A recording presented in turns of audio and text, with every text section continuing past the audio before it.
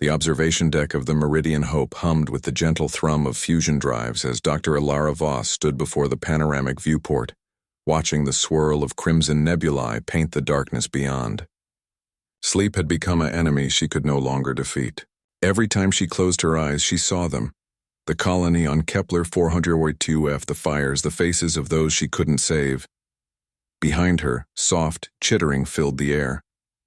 The Vakari cubs tumbled across the observation deck, their silvery fur catching the ambient light like living starlight. They were survivors too, orphaned when the Shrikes had torn through the outer rim settlements. The Galactic Council had assigned them to Ilara's care, believing a xenopsychologist could help the traumatized younglings heal. What the Council didn't know was that Ilara was just as broken. "Dr. Voss?" The ship's AI chimed softly. "Your cortisol levels are elevated again. I recommend rest." "Noted," Ilara murmured, her voice rough from disuse. Rest meant dreams. Dreams meant screaming. The smallest cub, Rin, padded toward her on 4 delicate legs.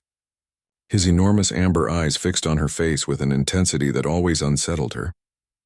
The Vakari were empaths, not telepaths, but sensitive enough to taste emotion in the air like humans might smell smoke. Rin made a low, warbling sound deep in his throat, concern. He could sense her fear. "I'm fine." "Little one," Ilara lied, crouching down to his level.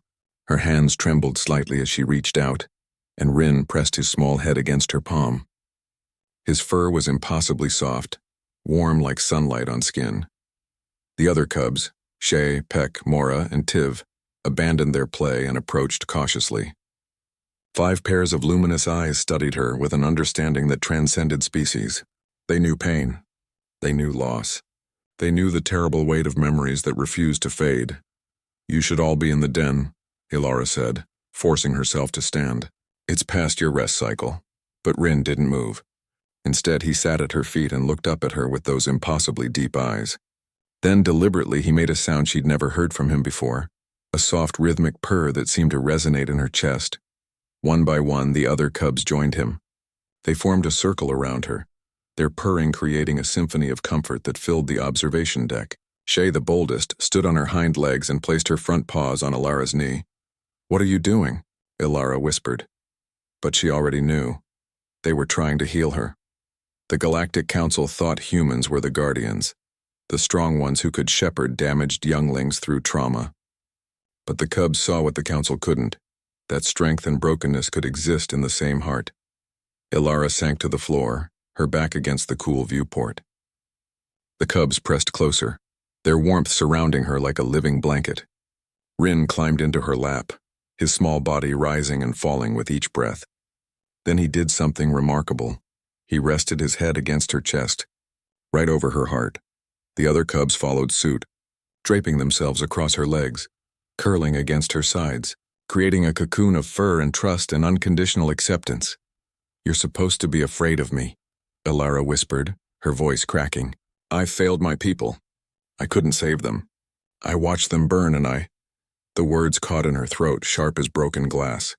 Rin's purr deepened and she felt it vibrating against her ribcage. The cubs didn't pull away from her pain. They leaned into it, absorbing it, sharing the burden in a way no human counselor ever could. For the first time in 8 months, Ilara let herself cry. The tears came in great, shuddering waves, and still the cubs remained. They didn't flinch at her grief. They didn't try to fix her or tell her it would be okay. They simply stayed, their small bodies warm and solid and real against hers. "The Shrikes came so fast," Ilara heard herself saying, the words tumbling out in broken fragments. "The evacuation protocols failed. I was in the command center watching on the screens and I couldn't do anything. 3,000 people, 3,000 souls, and all I could do was watch."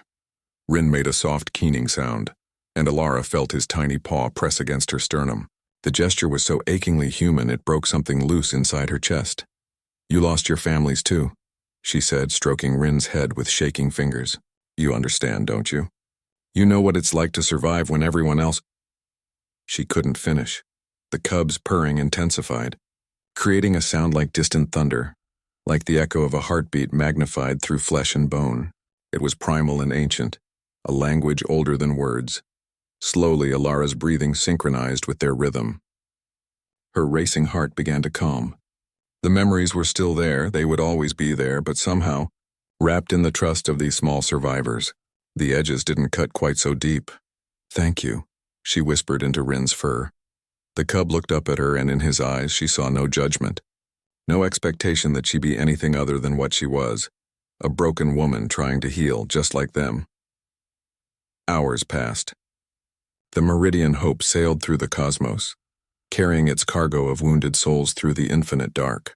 The cubs fell asleep one by one, their tiny bodies twitching with dreams Alara hoped were peaceful. But Rin stayed awake, his head still pressed against her chest, listening to her heartbeat. When her breathing grew shallow, when the nightmares began creeping at the edges of her consciousness, he would purr softly, anchoring her to the present. And for the first time since Kepler 442f, when Alara finally surrendered to sleep, she did not dream of fire. She dreamed of small heads resting against her chest, of purring that sounded like promises, of tiny paws that carried the weight of shared sorrow. She dreamed of healing. When dawn cycle arrived and the ship's lights gradually brightened, Alara woke to find all 5 cubs still surrounding her, their bodies warm and protective. Rin lifted his head and looked at her with those knowing amber eyes. The Galactic Council had been wrong, Alara realized. The cubs weren't her responsibility, they were her salvation, and in that moment, surrounded by orphaned empaths who refused to let her drown in her grief, Dr. Alara Voss understood the true meaning of humanity's place in the galaxy. Sometimes, strength wasn't about standing alone. Sometimes, it was about letting others hold you up when you couldn't stand at all.